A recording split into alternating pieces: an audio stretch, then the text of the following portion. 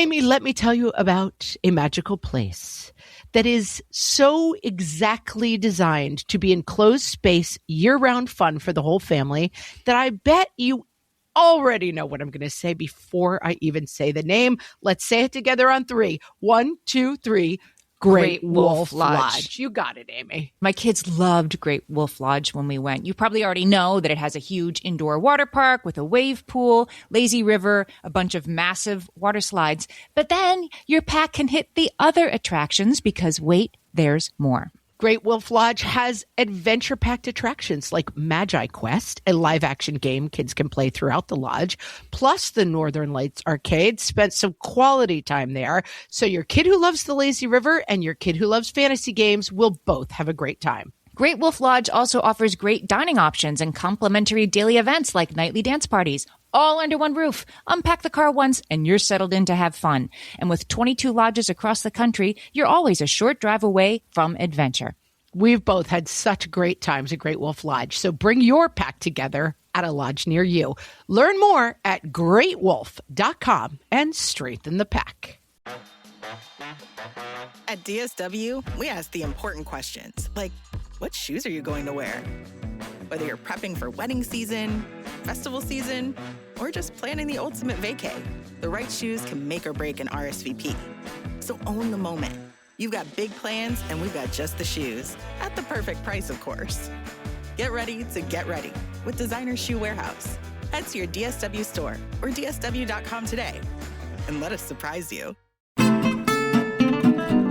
January 1 is maybe the worst time to challenge myself. What fresh hell? Laughing in the face of motherhood. You can't always live like you're being chased by wolves. With Margaret Abels and Amy Wilson. Calling 2 people a day is better than worrying all day about the 40 people I'm not calling at all. A podcast that solves today's parenting dilemmas so you don't have to. Living my life in seasons where I sort of do one thing intensely at a time leads to a lot less feel bad.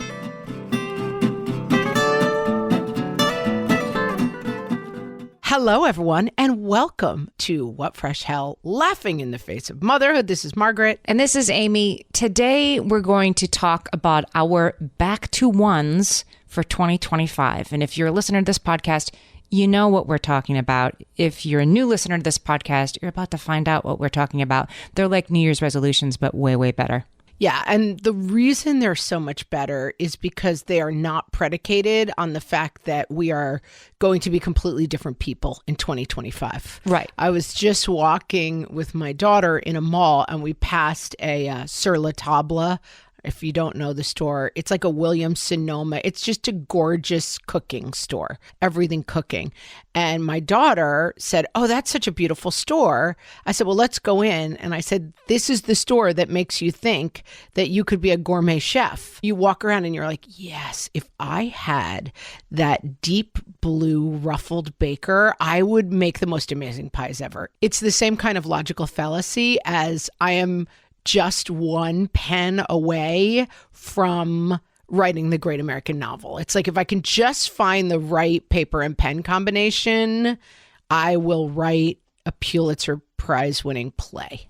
And how that relates to New Year's resolutions, I think, is that we tend to make the same New Year's resolutions year after year. And we think, this is the year I'm finally going to lose weight, stop drinking, exercise more, write a novel, whatever, right? And when I look back at the goals, the resolutions I set for myself year after year, they tend to be the same. And then you have this whole sort of self-flagellation that comes into play, like, why can't I get this together? Whereas a back to one is, of course, you're going to struggle with using your phone less or wishing you could read more than you do. Of course, you're going to set the same goals year after year because you're human, not because you're a bad person. And there are 2-1 back to ones. This was a listener. I think it was Melanie. I forget what listener even said this a year ago. Let's do 2-1 back to ones. And we're like, why don't we? So we're back. They're for 2-1 instead of 1-1. Your back to one is simply a reset. That thing I need to reset. Sometimes we're going to do a reset on each of these things. Yeah, I was just on vacation over the holiday break, and I was just making lists and plans and, making a list of all the foods we like and just literally being like, I'll go to the gym Monday, Wednesday, Friday, and then I'll alternate Saturday, Sunday. And the days I'm not on the gym, I'll ride the Peloton. And then for dinner, I'll start dinner at 4 every afternoon. I mean, these were legit plans in which I was picturing some Donna Reed version of myself who was going to just be super organized and didn't feel tired. And I think sometimes when you're on break, you're like, this is who I really am. This rested and relaxed version of myself who's getting 9.5 hours of sleep every night and dreams of having fresh baked muffins with a chalkboard announcing their flavor every day when the kids come home from school. And the number of times I have done that since returning from break is... Right. And then you feel bad about yourself. But of course you weren't going to, because those aren't accurate goals or they're too overly optimistic. Let's talk about what back to ones are, because I do think there's somebody listening right now. Okay, but why are these called back to ones? So back to one is because we're both from Hollywood. We're both from that business you call we show. Are from Hollywood. I mean, dun, dun, dun, dun, dun, 100 years ago. And I do need to say, I was just texted this morning a Instagram reel of me on a sitcom called Daddy-O back in the 90s. This was, I thought, in the NBC vault. It's out. It's hilarious. We'll put that on. You have to go to our Facebook page, facebook.com/whatfreshshellcast to join our Facebook group and page. And I'll put that video up in there. It's not to be missed. But anyway, back in the glory days when I used to do sitcoms in the 90s, somebody else cut, right? And then the assistant director, whoever says back to one. And all that means is put everything back the way it was. The camera rolls back on the track. The cookies go back on the plate. Somebody comes out with, puts a little lipstick on. So everything looks exactly the way it did. Reset it to the beginning and we're going to go again. And it's without any whose fault was it we had to stop. I can't believe we have to do it again. Of course you have to do it again. You do every scene 3 to 9 times. So we're just going to reset and we're going to try again. And having that sort of back to one mindset, I think, really helps take out the I'm such an idiot, I'll never do this right. You do have a goal for getting more organized about dinner time in your home. Okay, it doesn't have to be at sur la table, but there could be a meal planning thing that you decide every 2-1, I'm going to try it again. I'm going to start this meal planning thing and see if I can get it to stick this time. And if not, what can I learn from it? Or not even see if I can get it to stick. I'm just going to go back to one again. And then knowing that I'll do a take and I'll burn the dinner and we'll go back to one again. But that there's nothing wrong or bad.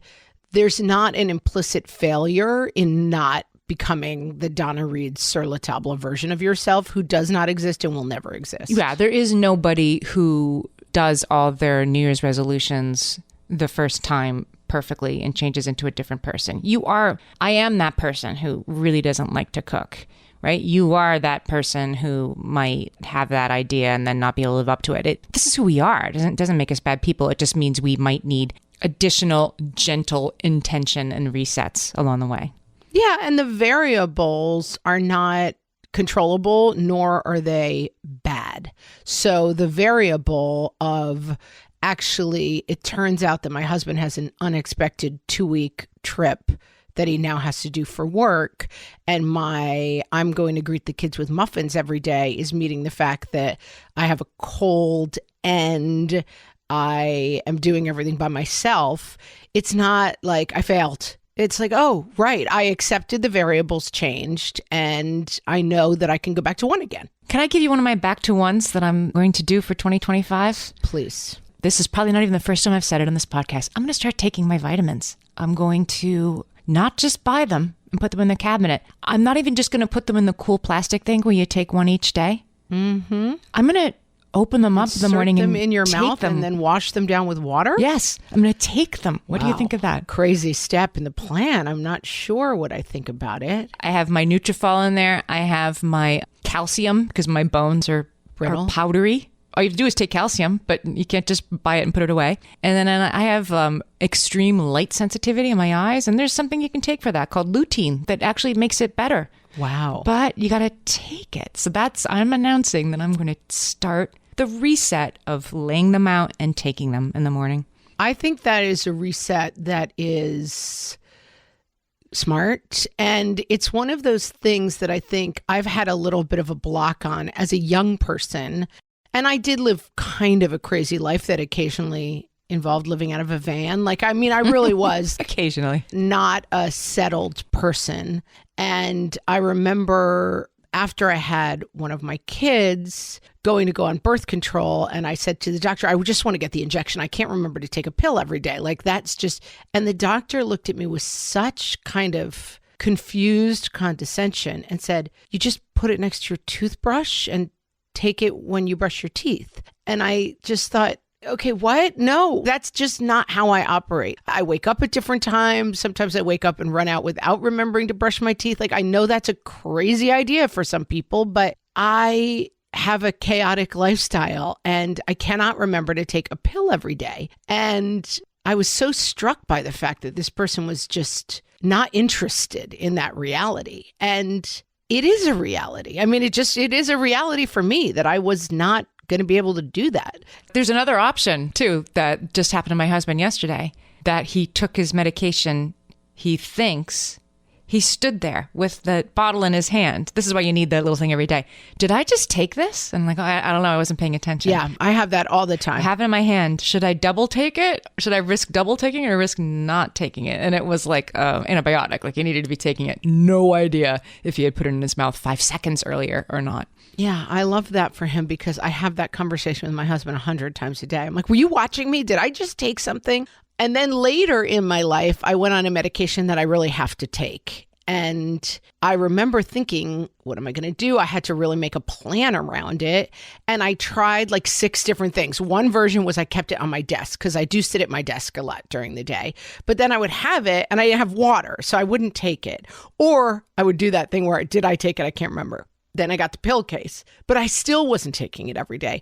And I did have to find a workaround. And what I realized was at night, I always have a glass of water on my nightstand and I'm always sitting there. And so I put the pill case next to my bed and now I take it before I go to bed at night. And I think one of the other things about Back to One is it gives you a chance to kind of say, what's getting in my way without judging myself at all. It doesn't involve like, I'm such an idiot. I can't even remember to take a pill every day. You say, I'm a person, my ex-boyfriend at some point said to me, I just don't want to spend half an hour of panic every time we go somewhere because you can't find your keys. It's driving me crazy and it's kind of making me nuts.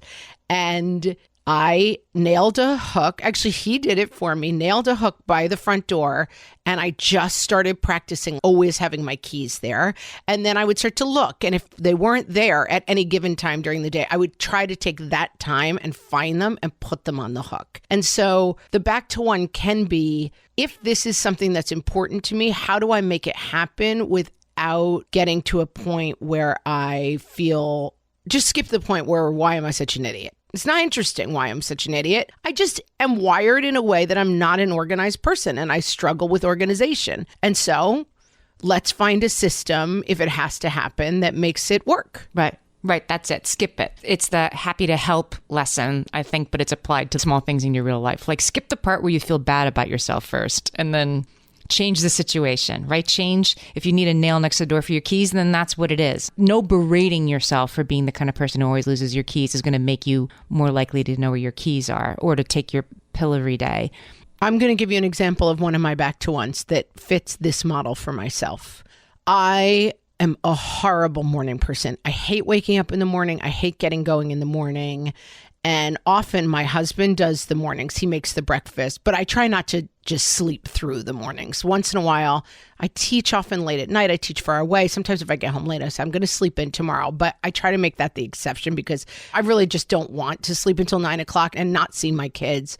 So one of the things I realize is that waking up, putting my feet down and getting going is just, for whatever reason, it's just genetically miserable to me. I can't stand it. And so I figured out a system that 20 minutes before I want my feet on the ground, I set an alarm for then. And I allow myself 20 minutes to be warm in bed and just take time to wake up, whether that's scrolling on my phone or reading another chapter of my book. That my fix is add 20 minutes. So I wake up a little bit earlier, but then I never have that feeling of I'm standing in the kitchen. I don't know my name. I don't know who I am. And I'm like frying bacon at the same time. Giving myself that 20 minutes and trying to keep a routine wake up time, but also giving myself the gift of warm 20 minutes in bed. It's been working really nicely for me so far. I understood this about you very recently. I'm still learning things about you because we were talking about, I forget what episode it was. We were talking about like if we never had to sleep again, if we could just take a pill. I'm like, yes, I would. Think of all the books I could write. And you were like, Miss Sleep. And I'm like, but you're asleep. Who cares? But you want the cozy, I'm about to be asleep or I was just asleep. That's really what you're talking about. You like being cozy. That's my best time of the day. Amy and I just stayed in a hotel together for one of her book events. And like it had that crazy cloud comforter and just digging into that like a cozy little mouse with my phone and my book. And then waking up in the morning and just living in that 20 minutes. It's my favorite thing. And in a hotel where your kids weren't even there. So you didn't have to make bacon for anybody. Even extra amazing. Someone made me bacon. Somebody would make bacon for you. Yeah. All right, we'll be back with even more Back to Ones. Hellions, it's time for some spring cleaning, and I don't just mean the coat closets. Doing your financial spring cleaning can actually be super easy when you let Monarch do your financial spring cleaning for you.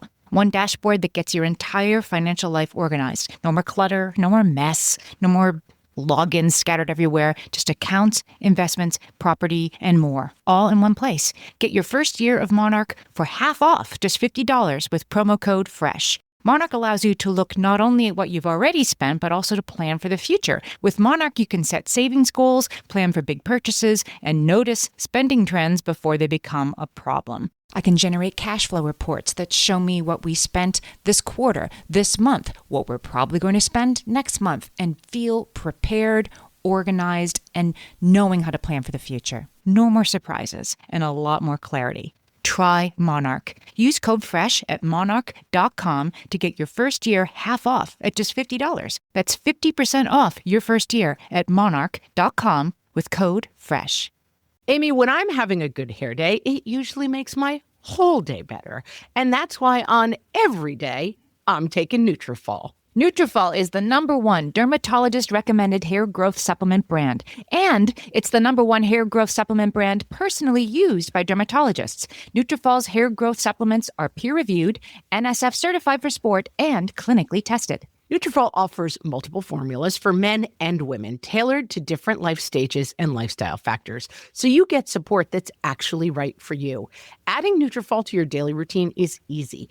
Order online, no prescription needed, with automated deliveries and free shipping to keep you on track. Let your hair be one less thing to worry about. See visibly thicker, stronger, faster-growing hair in 3 to 6 months with Nutrafol. For a limited time, Nutrafol is offering our listeners $10 off your first month subscription and free shipping when you visit Nutrafol.com and enter promo code LAUGHING.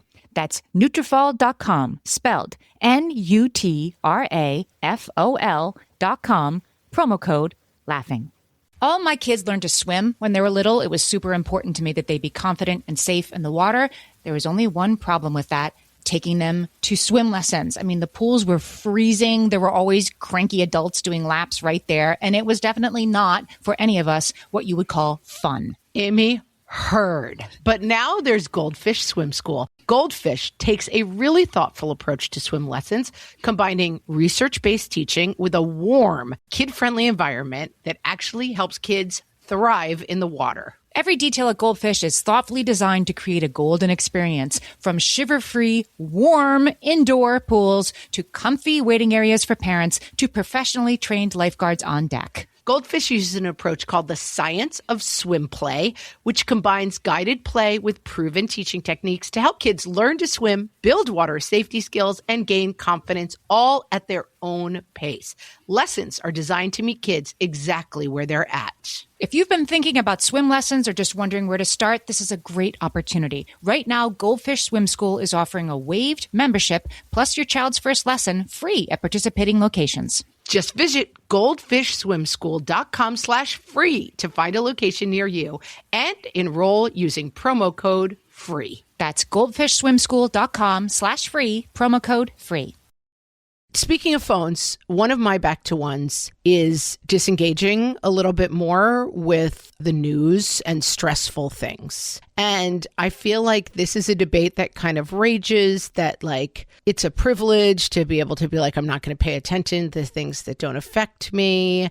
I definitely understand that being an engaged citizen is important. It's something I encourage in my children. But for me, the doom scrolling habits that came up during the pandemic of if I continually monitor every number and what's going on and what the death rates are and what the hospitalization rates are, that I am somehow more in control of outcomes, and realizing that that is not good for me mentally, that I need to really reduce my overall stress levels.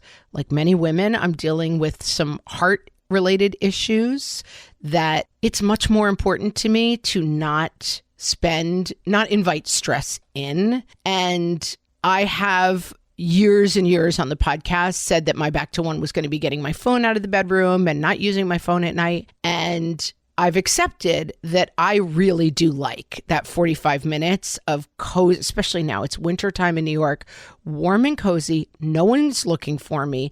I'm in bed, but I'm reading Real Housewives of Beverly Hills Reddits, and I am not reading doom Twitter. That has been something that I think is really helpful for me, and just not engaging. And I do think the news becomes more and more like, did you hear? Did you see? Do you know? And I think it's okay for me not to be the person in charge of that. I stopped looking at Twitter. Like I extricated myself from Twitter over the previous months. And I was, let me be the most well-informed, like I'm a cub reporter or something, right? Like I'm going to have to go running down the hall to the editor-in-chief being like, there's a fire on the west side. Like that, I was that. Dunk, dunk, dunk, dunk, dunk, dunk. Breaking news from Amy Wilson. Right. I know. And I kind of liked that. There's something about being on social media, consuming news on social media, where you see it's in the paper a day or two later and you're like, oh no, I already know about that. I saw it on Twitter when it broke. Right. I saw the reporter talking about it. Can't get anything past Amy Wilson. It feels like you're kind of close to the, close to the excitement in an exciting way, but you can't always live like you're being chased by wolves, right? And I think it's okay to be more intentional about when you engage and when you don't. And yeah, I've discovered that. Although then I just replace it. With something else. I don't think it's the time that bothers me that much. I definitely, and this has been a back to one that's really worked for me, is book first. What I try to have is a book, but there are always times where I just finished a book. I'm having trouble right now finding a book that I'm into. I've been trying to read Demon Copperhead forever. Everyone says it's great. It's a little depressing. It's just not what I'm looking for right now. Apologies. Does anybody have any elf or fairy hot and heavy romance books? I am reading the new elf romance. It's called Crescent City. It's actually called like House of Blood and Fire or whatever it's called, but having trouble getting into it. I just am having trouble locking in right now, but that is a back to one for me, is have a book. Yeah. Because if I don't have a book, then it's 4 hours of Beverly Hills Reddit, which is too many hours. It's too many. Mallory Thomas, we just did a fresh take with her, so we'll link to it in the show notes. She talked about this, that she learned that she had to read. She likes to read too, wanted to read more, wanted to read something that was super unputdownable with lots of cliffhangers. Like she got really intentional in her head with what she wanted to read. And then she thought, I could write that. And she became an author by really thinking about, how do I write that book that is so good you'll put down your Real Housewives Reddit to read my book instead? And she did it. I have to put that one on my list because that's what I need. I'm finding whatever the season of my life right now. I'm really not looking for let's go to the darkest land ever and meet very sad people. I have a back to one that I need to get going on now, which is to start writing again. And I have gotten very comfortable. Like this has worked for me, that that seasons are fine.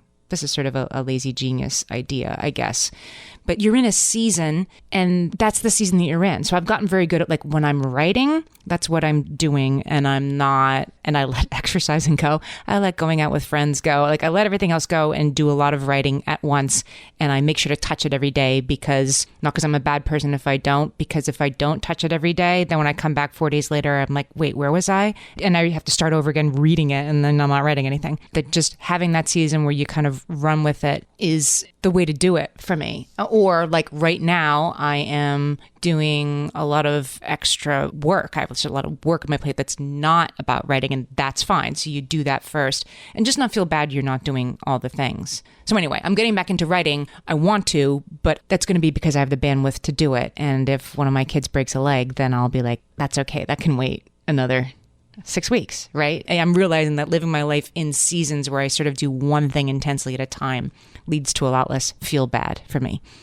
That's smart. Yeah, I found as I was making a list of my back to ones, I realized I had little slogans for them, which I know you love a slogan. Sadly, none of my slogans rhyme because you prefer a rhyming slogan. I do. But my first was book first. That's my first back to one. Like, it's catchy though. It's got like the spiky K in it. I love it. Book first. And I have a great friend who's an artist, and he painted me. This was like the gift of my life, a rocking chair. And so I have a little book nook with my rocking chair, and my book sits right next to the rocking chair, and it just looks like somewhere you want to be. So wait, he painted the rocking chair? He said he painted you a rocking chair, and I was like, a beautiful picture of a rocking chair? No. He painted a rocking chair for me. He made me a custom rocking chair, and it is the most stunning thing. I'll take a picture and I'll put it up online. So I have this little nook. I got a lamp, and it's like I created myself a room of one's own. I have like 1/8 of a corner of mine own,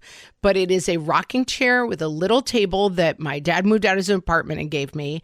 And I put my little tea set there, and I have my book, and it just looks like this is a place you want to be, sitting and reading a book. It's better than, standing next to your kitchen counter scrolling, right? Like, this is better than that. You want to go there. It's so pretty. It's actually better. It's actually better. Like, it's worth investing a little time to make this beautiful place. That's great. And then I was like, what's wrong with it? Oh, I need a footrest. Bought a little footrest. Like, I got it all set up perfectly. Somebody talked a long time ago on the podcast about book traps. It was me who talked about it. No, but some listener had said that somebody had given that to me. Oh God, like back when I was blogging. Yeah. Book traps. Put a little pillow, set up a pillow and some books, and the kids will be more likely to go read. And I made one for myself, a book trap. It's a book trap. And that's book first. And the thing that you're reminding me of is another headline for me is make a schedule. Schedule out my day, because right now, both of us are in a super busy season. We've got live shows. Come see us in Philadelphia, February 6th. And San Antonio on February 23rd. Yeah, come on out. Book events, your book events, some of which I'm hosting. I have travel stuff going on. The kids are super busy. Teams are going. There's midterms. And that I find that writing out my day hour by hour is really calming me down. Like, oh, look, between 9 and 11:15, I actually don't have anything. If I wanted to, I could take a nap. I could get in bed. I could go in my book corner, because the sensation in my bones is there's so much to do. How am I going to do it all? I do the same thing every morning, that I get up and have coffee, and then I sit down and I draw out, because I have all my to-dos on my computer calendar now. And of course, some of them cross-reference with you. Like, we have a meeting here and a recording here. But I sit down and I draw out my day. I move it on a paper that morning. And same thing. Like, okay, I have a time from 9 to 10. And sometimes I fill it with like, that's when I'm going to call the health insurance company. And sometimes I just leave it as blank space, knowing that something's going to come fill it. And rather than be mad at myself that I didn't call the health insurance company, I'm going to leave a little slack in my schedule. But it does help me. It's so much better for me to wake up and first thing, like, here's what I'm doing today, and engage with it, rather than like, now what? That does make me feel a little crazy. I've been doing it on Sunday nights, and it helps my Sunday scaries when I feel like, okay, Monday and Wednesday this week, I'm going all day. I got my 20 minutes in bed, and then by the time my feet hit the floor, I have something every hour on the hour, basically until I get back in bed, like those 2 days. But then look, Friday's really pretty empty. So I just know where I'm heading at least. And Thursday's quiet during the day, but as soon as the kids get home, Thursday is our day where I've got to figure out like the algebraic formula to get everybody where they're going to be and not leave them sitting outside in the cold for too long. Like, but it just feels so calming to me to say, okay, Monday's tough at work, but then Tuesday I could go to the gym, and then Wednesday's going to be tough on all sides, but then Thursday I have that thing I'm looking forward to, and it just gives me, or if I've got Tuesday and Thursday in New York City, I don't want to make any nighttime plans that week, and it just helps me sort of, it's like when I used to be a writer, I would have index cards on the wall, you know, that said, breaking the story, you know, okay, in this scene, the hero meets the girl, and then here the girl leaves, and then here you meet the parents, and you move the index cards around. Like, well, maybe you should meet the parents before they have that fight or whatever. You move the index cards around. And it just feels to me, it's like deal a meal, the old like diet system. You move it over and then you just look at it and you know what it is. Old deluxe alert. Oh, sorry, that was a huge old deluxe alert. Back in my day. That was, I believe it was the late, great Richard Simmons. Indeed. Deal a meal. Deal a meal. And you got, it was like a plastic folder and it came with cards and like, it's a wallet. You know, cereal was yellow and a hamburger was red. Yeah. And you moved, as I recall, I didn't own it. I just watched the infomercial. Also didn't own it, but watched a million infomercials. You moved the cards from one side to the other. What I remember is like, when your cards are done, you're done eating for the day. As if that would be. Right. I'd be like, oh, it's 10 a.m. and I'm done. Sorry, Richard. What do you mean all my cards are gone? My bad. Yeah. Yeah. Deal a meal. So it's just like deal a meal. It's deal a week. I have to do it back to one. I'm realizing as you're saying it on something that I have been good at. And again, I'm in a busy season right now. This will come and then I'll be intentional about the reset to have days. If every day of my week has like a Zoom at 10 and another one at 1, and then I'm supposed to meet somebody at 3, it kind of turns into a day of like waiting for 10 o'clock, waiting for 1 o'clock. Well, I could start something because I have 25 minutes until the next, but instead I'm going to kind of putter and wait for this next meeting. So I do better when I have days that are boom, boom, boom, tons of obligations, and other days where there's blank space. 3 hours to do something. Yeah, we've worked on that a lot in our business, is not having like, it's 2 meetings on Monday, 1 on Tuesday, 3 on Wednesday. Like, let's just have a big meeting day and then a clear day. Because also, you've talked about this with the deep work concept and all of that, that if you don't have blocks of free time, it's hard to do anything other than just put out fires all day. Just check your email and answer the one that just came in the most frequently, right? Yeah. Yeah. Just whack-a-mole your email inbox, which is not really a way to get what you want done. Right. You just have to have some downtime to kind of reset and think about the big picture, because otherwise you're just like a task rabbit. Yes. All right. We'll be back with even more Back to Ones. My favorite skincare products actually feel more like self-care, like they're so nice to put on and they smell so good that I'm actually happy when I get to that part of my day.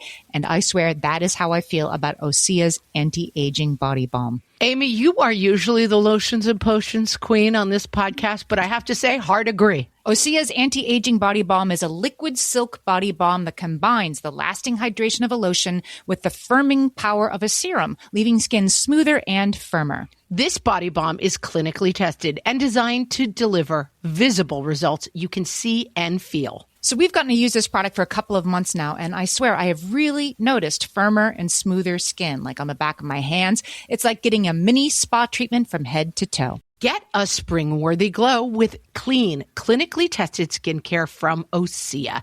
And right now, we have a special discount just for our listeners. Get 10% off your first order site-wide with code FRESH at OseaMalibu.com. That's 10% off your first order with code FRESH at OSEAMalibu.com. This podcast is brought to you by Carvana. Selling your car should feel like one less thing on your list, not one more. With Carvana, it is. Just go to Carvana.com, enter your license plate or VIN, and get a real offer down to the penny. No back and forth, no surprises, just an experience you can trust. Like your offer? Accept it. Schedule pickup, and we'll come to you with a check in hand. Your car, your timeline, your terms. Visit Carvana.com to sell your car today. Carvana. Carvana. Delivery fees and terms may apply. So what do people do at New Year's? Well, they go and see a giant fireworks show, or is that the 4th of July?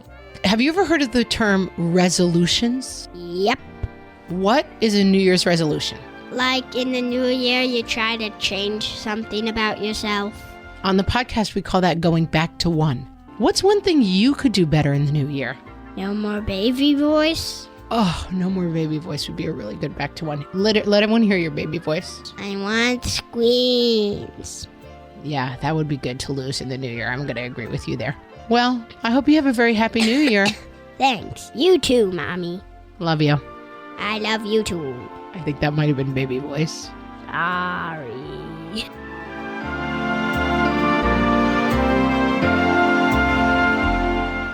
Amy, here's my next back to one category. Identify the problem. This is something I thought a lot about over the break, and I'm actually trying to put it on my schedule, which is what's going not great. And I'll give you the perfect example, because again, I feel like sometimes there may be people listening who think this is crazy and who would ever have this problem, but the answer is me. So here we go. I realized last week that every day around 2:00, I would realize I was starving, go in, there was nothing I felt like eating. This has basically been going on for a month. And I would end up putting crunchy peanut butter on like whatever cracker or bread we had like sitting around and have that for lunch. And by dinner time, I was just feeling gross. Then, of course, I would eat, 12 peanut butter crackers when I probably needed 4, but I was hungry. And I was just like, I basically am eating as if I'm on Mars. Like the only thing available is peanut butter and crackers. And that is not the truth. Right. And so I'm trying to build in a little bit more time of like, okay, I didn't go to the gym once last week. What's the problem? It's because I'm too tired. It's because I'm coming home after drop off and then I'm getting comfy and then I'm opening my email and then that's the day. Like the problem is I need to go straight from drop off to the gym. That's the only time I'm going to go. And if I don't do it, if I get home, we used to joke about this when I lived in Brooklyn and people in Manhattan, I'm like, if I get back to Brooklyn, you're not seeing me again. Right. Like we got to roll through on these plans. I'm not coming back to Manhattan. It's the kind of taking your bra off moment. Like you're done for the night. You're not going back out. And so the problem that I identify is I'm not going to the gym. Why? Because I'm coming home. So that's what needs to come out of the equation. And then this lunch thing seems so simple, but I just went to the grocery store and I got a couple of prepared soups. I got a couple of little Bao Bunny things that I like to eat. I got a couple of this. I got a couple of that, but I got some lunch food that is more appealing than peanut butter and crackers. But is ready to go, right? Because my spouse is working from home still since the pandemic, not all the time, but often. And he is really happy to pull out everything out of the refrigerator and make what he calls a garbage salad. I guess what we call. And he's like, that's right, it's a garbage salad. It's just everything in the house. But the last thing I want to do when it's time for lunch is now spend 20 to 25 minutes making lunch. And so if he's home and he wants to hand me some garbage salad, I'll eat it. But otherwise, yeah, I'm having a protein bar probably for lunch. Yeah, that's what I'm doing. I'm having a Cliff Bar for breakfast, peanut butter crackers for lunch. And then shockingly by dinner, I'm either nauseous or like a rabid animal attacking the food. You're not your best self. Not my best self. I love this idea of fewer transitions because that's always been a parenting gold standard for me, that we're going to bring the cleats for soccer with us to the ballet class because we're not stopping home. Once the coats have to come off and then go back on, then we're 15 minutes late for soccer. No, the fewer transitions for kids, bring the nice clothes for dinner to the town pool with you if you're going to your aunt's house for dinner and dress them at the pool. Don't go home. Don't get them dressed to go home from the pool to then change into nicer clothes and then leave again. Why add that 45 minutes to your day? Yeah. And that's, they call it at school, and especially if you have an IEP, executive functioning, like figuring out all of the pieces of something. And my executive functioning skills are not amazing. And so I might never be the person who brings the fancy clothes to the town pool, but is the problem simple enough to solve? And I think the problem is Again, I do think that I'm the person who's going to make myself like a crepe with a frisee salad atop it at lunchtime in my sur la table version of myself in my head when I'm on vacation. And in fact, what I need is like bao buns that I can stick in the microwave and eat. And it's better than just eating peanut butter on crackers, which is just kind of a gross lunch. But this is it. I think I'm understanding because you are not saying like, I hereby resolve to have frisee salad on a handmade crepe every day for lunch. You're like, I will never be that person. I don't really need to be that person, but I need to have something that has perhaps a vegetable or some protein in it. And so I'm going to make the goal easier, right? I'm going to bring it to me and try to reset this. And if you find in 2 weeks that the prepared soups are still in your refrigerator, then maybe that wasn't right. You're going to adjust. You're going to fix it.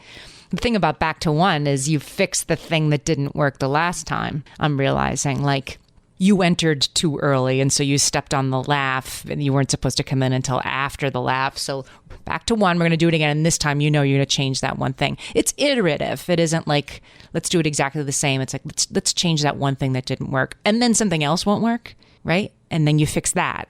But without judgment and without expectation that you won't have to do it again, you will have to do it again. Right. I found that because the podcast was like, oh, good people meal plan, good mothers and good people who feed their households, make a meal plan, shop for it, have the pieces. I'm going to figure that out. And what I realize is I usually pick up my kids around 2:45 and there's a little grocery store near their school. And that if I just leave at 2, I just buy what's for dinner, pick them up, come home, and then I start on dinner. Like that works for me for whatever reason. Because what happens to me is then I do the meal plan. And then on Wednesday, I'm like, oh, she's got violin. I guess I don't want to now cook the thing I thought I was going to cook. I'm not going to make sweet potato tacos or whoever I thought I was when I made this meal plan. I just want to get a pizza because I'm tired today. That I just find it rolls easier for me to say, all right, I'll figure it out at 2 and then I'll buy what I need and then I'll cook that. That's what works for you, right? So you don't, if that leads to success, then it doesn't matter that you're not following the thing that's in Martha Stewart magazine. It doesn't matter what works for the person on Instagram, and it also doesn't matter what works for the version of myself that I think exists in my head when I walk into Sur La Table. I have a back to one. And it is, I need to start moving again. I have a Fitbit that tracks my steps. And I love to track stuff because it makes me want to do things. I track my words. When I write, I track my steps. And like during nice weather, you can get 10K steps pretty easy. I know it's arbitrary. I like it anyway because it gets me moving. Yeah. I don't think I've done 10,000 steps in the month of January. I got a Fitbit for Christmas this year. It's a fancy. It's like a nice jewelry Fitbit. I'm showing it to Amy right now. It really does help, but it is showing me like, and then my lower back has been bothering me. And it's like, it's because I only sit down. It's because speaking of living on Mars, it's like I live in I'm hurtling into space. We're going to be here for 18 months. Yeah, you're in a shuttle seat. I'm just in the shuttle eating peanut butter and crackers. And because it's because my kids are older. If they need to go places, I don't have to take them places. Aren't I lucky? However, I don't think I've broken 10,000 steps. That's also why I like 2-1 back to ones, February back to ones, because I feel like January 1 is maybe the worst time to challenge myself because I'm doing re-entry. I'm taking down all the Christmas decorations. I'm getting 3 very cranky children back to school after the break. Back into their schedules. That's right. We have midterm exams coming up. I'm going back to my 2 different jobs that I do. And 8 hours of sunlight, right? Like other than those couple days in December, no light. And it's 17 degrees outside and like the wind stabs you in the eyes whenever you walk out the door. This maybe is not the time to be like, I'm not getting my 10,000 steps. The fact that I am making it through the day is a win. But February is upon us and we're going to do it. I'm going to start moving. I might do 1,000 steps a day. I'm going to tell you what my Fitbit is at right now. Hold on. Oh, I don't even want to know. Amy, I'm at 1,189 steps. It's not good. Let me see. Let me see what mine are. I bet you're more than me. I walked to yoga class. Yeah. You got to be more than me. 2,300. All right. You're almost double me, though. Hey, listen. I've walked 1 mile today. All right. Let me give you my last back to one because this is, I feel like the thing I'm trying to work on a lot right now in my life is the background buzz of humming stress. My therapist used the metaphor of burbling volcanoes, that the stress is that you've got 10 different volcanoes that are burbling, and which one's going to blow and which one. And somehow, although the volcano, it's like the metaphor needs like, unless you tend to it, it's going to blow. You got to cap them or whatever so that they don't blow up. You got to tend to them, because I constantly have the thing of like, what am I forgetting? What am I not? I'm too busy. I have too many things to do. And what am I not tending to? And one of the things that I started doing is making a list of people's names, people I want to see, people I want to contact. I have a lot of former students who, when they leave my teaching, I try to take them out to lunch. Okay, there's maybe 25 people on that list now. And then I feel like, oh, I've just failed. I didn't take my students out, and that's something I used to do when I was a better person. And now I have, older people in my life who I feel like, oh, they don't get out enough. It's up to me to make sure. And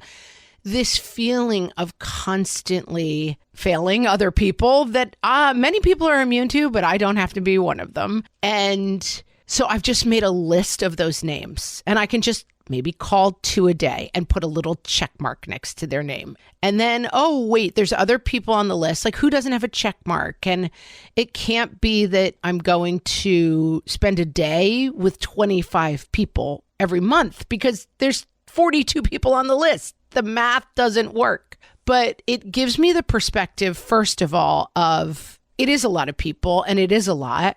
And so, okay. But also, calling 2 people a day is better than worrying all day about the 40 people I'm not calling at all. Right. So you engage, this is the personal Kanban method. You engage with everything you have to do, because in a way it's reassuring. Like, oh, there is way too much. There's 72 things here. And then you pick, they say 3, you said 2. Fine. It's a limited number. You limit your works in progress. Today I'm going to call these 2 people, or at least I'm not going to drag 2 more people on this list of people I have to call until I've called these 2. And it helps me calm down that I don't have to do 72 things. I have to do these next 3 things. Yep. It just turns down that background buzz of so many people to call, failing everyone at the same time, bad person. It's like, nope, it's just going to do as much as I can. I like it. And then when I say to people, oh, you've been on my list to call, it's not a lie. I got a text from somebody yesterday, like a friend that I never see and I love and never see her. And she was like, we never see each other and we're bad at staying in touch, but I'm loving your book. Hi. And I thought that you can do that, right? It doesn't have to be, let me wait until I have 90 minutes to find out everything that's happened in your life in the last 2 years. You can just say, I miss you, hi, and bounce back out. Yeah, you can always say to people, it's been a crazy. In fact, I had talked to one of my students and said, I'm going to get you lunch. And this is probably October. And I called them the other day and they said, a person could starve to death waiting for you to buy them lunch, but it was in a very joking way. And I was like, yeah, it's been one of those. I hope you haven't been waiting on that lunch, but it's fine. I mean, we'll still do it. Yes, it's been a long time. I think I said I would take them to lunch in September, and it's probably going to be March before it happens, but it's fine to acknowledge, listen, it's been a busy time. We are doing our best. We're doing our best, people. And we're going to keep doing our best in 2025. I love that for us, Amy. Love that for us. Amy is doing her best to promote her book, Happy to Help. That's right. I really am doing my best. Happy to Help. It's available wherever you buy books. We'll put the link to Amazon, which is the easiest place to get all of the ways to read it, which is hardcover, paperback, Kindle, ebook, and audiobook. It's on Audible and Apple Books as an audiobook read by me, which was totally fun. And I want to say my mid-20s niece just called me to say how much she's enjoying the book. And she's just starting in her work life. And there's a lot of essays in the book about Amy from that phase of her own life. And she was talking about how much it resonated with her. So it's for the young, it's for the old, it's for them all. People, go get your copy today. Thank you. Thank you. Yeah. Thanks for everybody who's already reading it and talking about it and, sharing pictures on Instagram. It actually really helps. So thank you. And with that, we will talk to you next time. Thanks so much for listening. Thanks, everybody.